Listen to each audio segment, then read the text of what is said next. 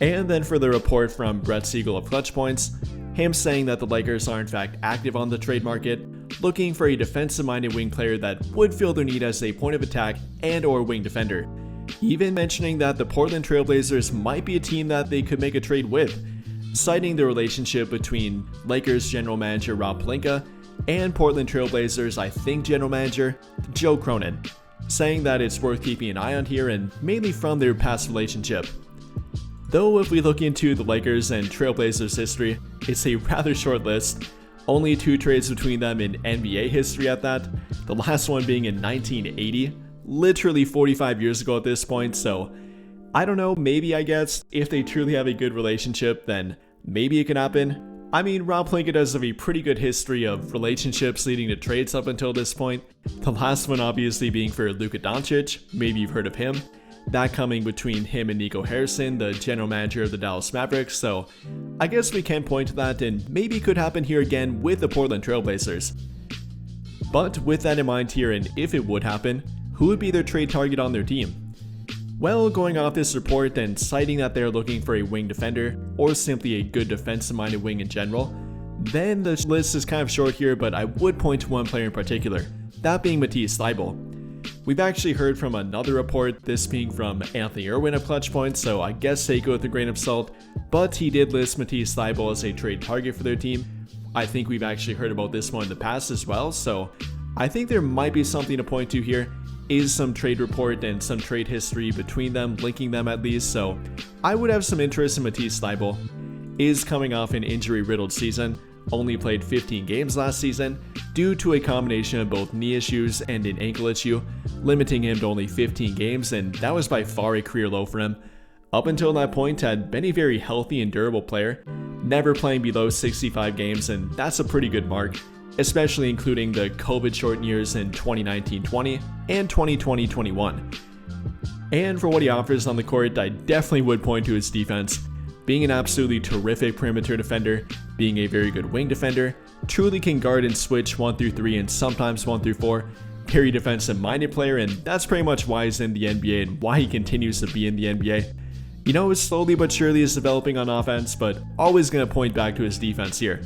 Whether you're talking about defensive playmaking ability, getting in passing lanes and taking the ball away, averages over 1.5 steals per game on his career in only 21 minutes per game, translating to well over 2 per 36 minutes, or if you're talking about simply one-on-one defense and being a disciplined defender, also very good in that regard too.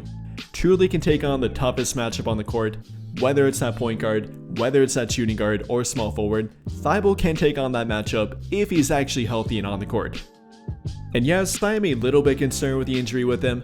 I mean, only playing 15 games last season, that's definitely not a confidence builder. But between the long-term health with him, had been very durable up until this point, only being 28 yet, and overall I'm not too worried about it long-term. I think he'll bounce back and it actually could help them get him through a trade and lower his trade value. Combined with the fact that he's under an expiring contract, only under a 1-year $11.5 million contract, that could help him actually be traded for a lower trade value and a lower trade asking price. Probably looking something like simply Gabe Vincent and a 2nd round draft pick, even if that. I think that would probably be enough to get it done, or probably pretty close to it. I mean, they really can't ask much for him at this point, with Portland kind of going in a rebuilding direction. I mean, maybe you can argue they're trying to compete a little bit, but I think they take a 2nd round draft pick for him. Not really a vital part of the rotation, after trading for Denny Advia, having young players coming up like Chris Murray and Toumani Camara, still having the withering contract and bad contract of Jeremy Grant. They don't really have a spot for him, so I think they definitely would trade him for the right price, which in my opinion is not a very high price. And even apart from the defense that Thybulle could offer, does have some improving offensive ability that I kind of referenced before. Definitely is not a great offensive player, is not a great 3-point shooter, but has been showing consistent improvement. Over the past 3 NBA seasons now, actually has been a league average 3-point shooter and actually a little bit above it. From the 2022-23 NBA season up until last season, has shot roughly 36.3% for the 3-point line while taking about 3 of them per game. Even better as a corner shooter, in that time frame shooting roughly 38% from the corner, right around league average and slightly above it even. So I am optimistic about him, and especially if you would pair him with playmakers like Luka Doncic, LeBron James, and Austin Reeves. I think that would help him out a little bit. And overall here, yes, I definitely would have interest in a trade for Matisse Thybulle.